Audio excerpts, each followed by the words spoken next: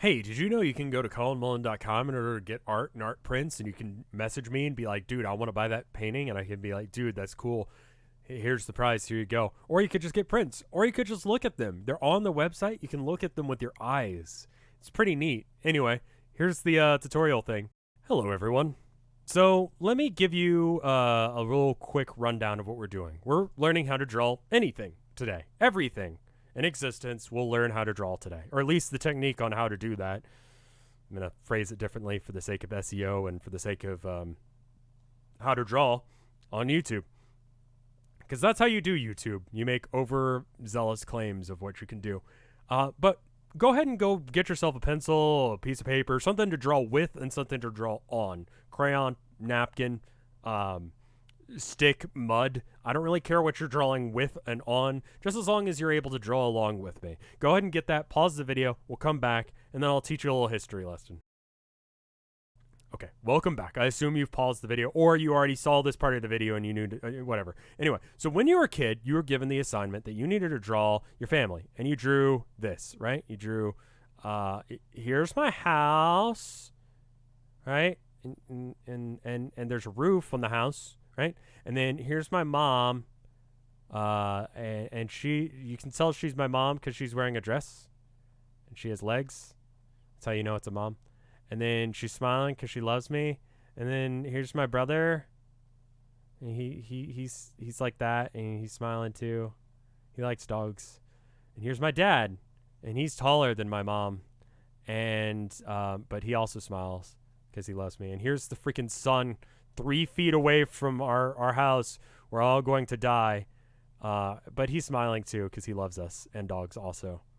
And you probably drew something like this as a kid, right? And this is wrong. Obviously, as a kid, that's fine because you're a kid. But this is something that's pervasive as far as like how people think about drawing. You know, your mom does not look like this.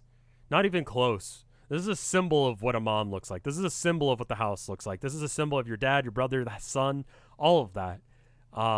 And let me give you a little bit more of an example that you might be more familiar with on a day-to-day basis.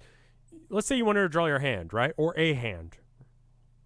You draw the palm, and you draw the thumb, and then the fingers. You know the middle finger's longer. And you got your pinky, which is smaller. And then you've got an arm attached to a wrist. And you've drawn a hand, and that doesn't look right. And you try and fuss about with it, and you try and make it look right, but it's wrong, no matter how hard you try. And what's crazy about hands is you got a handful of them. Like, you know, you can look at them. You can look at, like, if I look at my hand, I can tell you how to draw a hand, you know? You do this. And I'm drawing very obviously just like a blocked in area, so that way I can kind of see where I'm going with this. And then I can go from there, and I can clean this up later if I really wanted to really get this looking like an actual hand rather than a sketchy, crappy looking drawing of a hand. But I don't really want to spend this entire video trying to show you that I can draw a hand properly. The point is that, you know, and then, I don't know, usually I like to draw it like that in order to get the hand bits, fingers in the right spots. And you get something a little bit closer to a hand just because you spend the time looking at your hand and how it connects up with your wrist and how it connects up with the rest of your body. And that's probably the worst hand that I've drawn in a while, but you get the idea. And you kind of need to really think about what you're drawing, and you really should use references up until you know how to draw the thing like the back of your hand, which coincidentally I don't think I could draw off the top of my head. And that's because when you think about something, you're still trying to draw a symbol of it. If I ask you to draw a soccer ball or a hand or whatever, you're going to be drawing a symbol of it rather than the actual thing.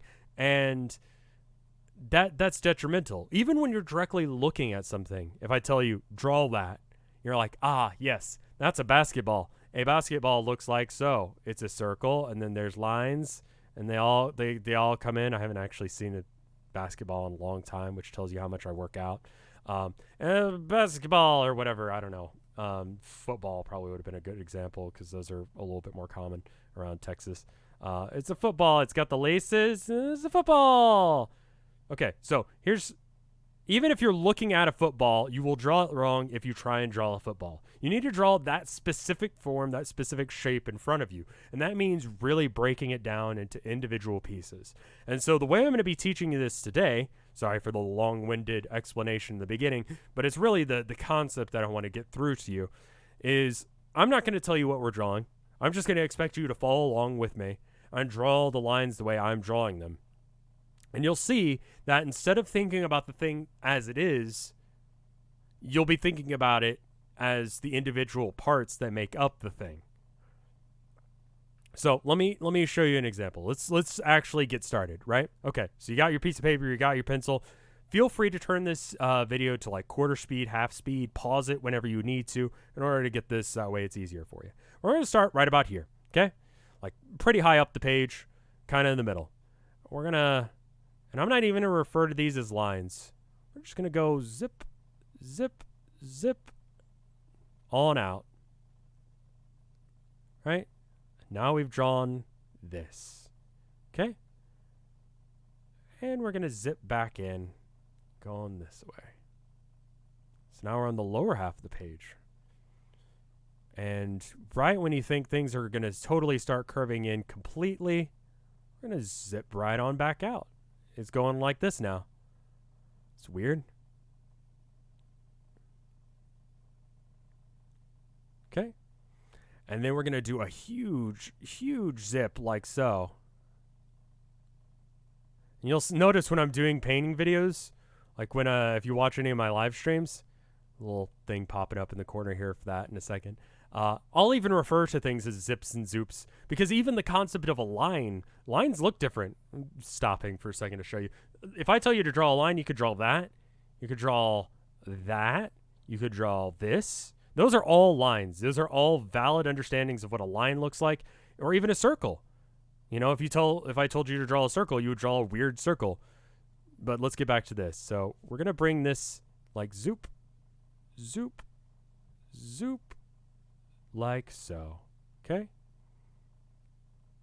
And now we've drawn a weird looking circle. Okay, cool. So in reference to things, we need to start drawing things as well. So when you look at a reference photo, which you don't really have, I do, but you don't because that's how things work.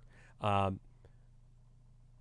want you to think about right about here, right? Okay, so it's starting to zoop back in.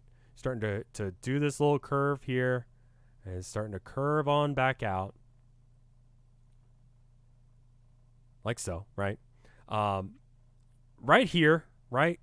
Maybe a little bit to the right of the middle of this little bit here. I'm gonna go back to my sketchy tool.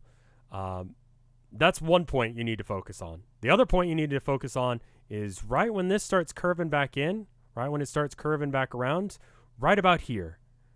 Okay? We actually should probably make this go out a little bit farther. It's fine. It's fine. We'll worry about the fussy little details in a minute. But from here, and then here, kind of in between those 2 points, if you were to draw a line right between these 2 points, you would get here. Okay? Draw a little zoop right there. And it's not a huge one. It's not going too far. And we got a little zoop going right here. All right. Zip, zip, zip, zip, zip. Little lines. And we're going to stop drawing those zips now. Bring this in a little bit. These two lines connect up roughly there. And then right before they do connect up, I want you to draw a little bit of a zoop like so. I know this is probably like the most annoying thing in the world for me to be referring to it as zoops and zips and zaps. But trust me, that's the way you need to be thinking of it. You need to be thinking of it as the individual piece that it is rather than what you're actually thinking a line should look like. So anyway, this line, it comes out and it stops. And it kind of bumps back in. And it keeps going until you get to right where it intersects, like right past the intersection of these two lines. Okay? Okay. And now, from here, it curves back again. And then it curves back again. And it keeps on that trajectory until right about, Well, right past this line, where this would curve in, if you were looking parallel to it, a little bit past it, it starts curving back like so. Okay, so now we've drawn that. It's a good start to a drawing. Good start. Let's add some details. Let's add some bits. So I'm going to, a little bit of a curve right here. A little bit of lines coming in. And they don't go too far in.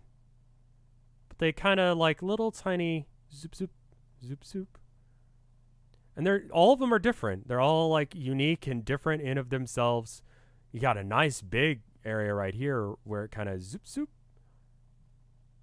See that? It's a little bit darker there. And then right here, you got another one. It comes zooping right out of this line away. Kind of perpendicular to this line. Not quite, but a little bit. You got another little one right here. It goes like so. Now, some of you who are thinking about this, and you haven't really been focusing on the whole image, might have noticed something at this point. And so I guess that we've probably gotten to the point where I need to show you what we've been drawing if we haven't been able to figure it out by now. Let's go ahead and just flip the image over. In order to try and make it even harder for you to know what we're drawing, I made you draw it upside down. So that way you wouldn't know. So that way you wouldn't start thinking about, oh, well, it's that. And this line is actually a little bit jacked, but it's okay. We can fix it. But you see, we've drawn an apple. That was easy, wasn't it? That wasn't too bad. And we can add some more details here and there. So at the bottom right here, right about this high up, right before it really starts swooping in completely, we're going to just like do a little bit of a thing like so. And it stops right about the same level all the way around, except for right about here, it kind of goes up a little bit more, but it gets lighter as it goes up. This is another thing you need to focus on, is like, you'd go, oh, apples are red, right? But if you're actually coloring this, you notice that there's a whole bunch of different types of red. Red is not one shade. And the same sort of thing goes on when you're drawing and painting, is that you need to think about the individual color, right? The individual shade. You might expect that there'd be a highlight somewhere. You might expect that there'd be a line somewhere. You might expect that there's something somewhere. But when there's really not, you don't draw it, you know? Like, you'd expect there to be a huge light here because the light is coming down from over here. And there's a little bit of one over here, you know? If we were to kind of, like, block in where it is, it's right about there-ish. Right before it gets into the curve towards where the stem is. But there's not a sheen over here. And that's just because the apple's darker over there, you know? Doesn't accept as much light for whatever reason. It's weird, but things are weird. You'll learn that as an artist. You'll learn to see things and be like, wow, that's weird. You also have, it's sitting on a little table here. You got a little bit of a shadow coming out like so. And I hope that this video has been helpful. Who knows if it has been. But, the sheen also creates another little weird shape over here. And so you just do like so, right? You following along? You might have stopped at some point. Maybe I'm going too fast. I don't know. I might sound drunk if you actually slow me down enough. Especially with all the ums and ers. We got a little bit of a sketchy bit right there. It's a little bit darker there. I don't know why apples are like this. So another thing that's neat about actually looking at a reference image is that if someone was like, their thing was apples, like they just knew everything about apples, and they saw this, they'd be like, ah, yes, that is drawn correctly, because apples look like that, you know? All of these lines as I'm sketching them are going to be going out from where the stem is and out towards the edge, like so.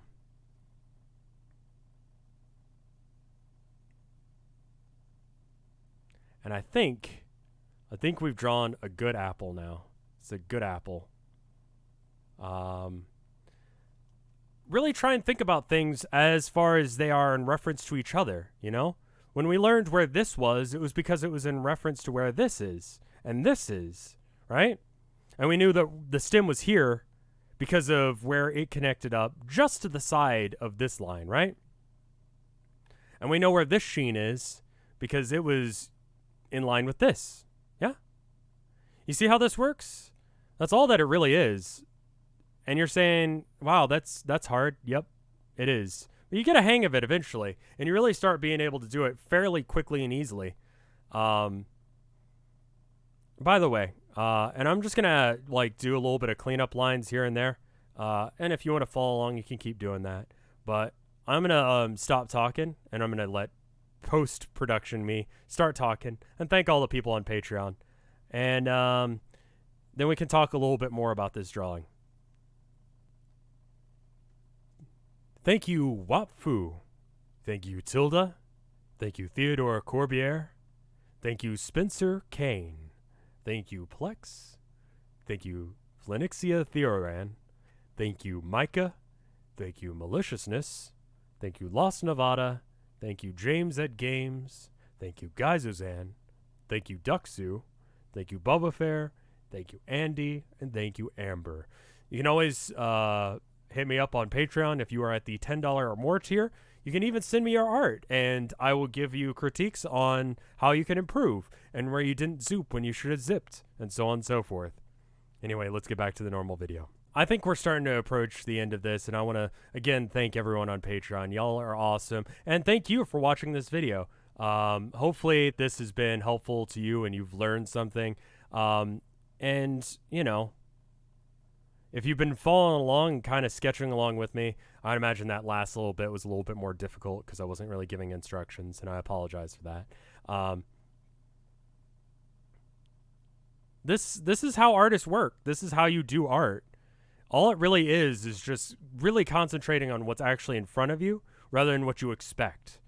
And that's the difference between, you know, drawing as an apple and drawing that. That's the difference. It's really looking at the actual thing that's in front of you, looking at the object and really thinking, okay, where are these lines in reference to each other? And that's it for today. Hopefully this was helpful. If it wasn't, I can make another video and we can talk about it a bit more. Color is going to be another one we're going to have to go over, but it's basically the same idea. You know, the red down here is going to be different than the red up here because of how the light works. Hope you guys enjoyed. I'll see you guys next time. Goodbye.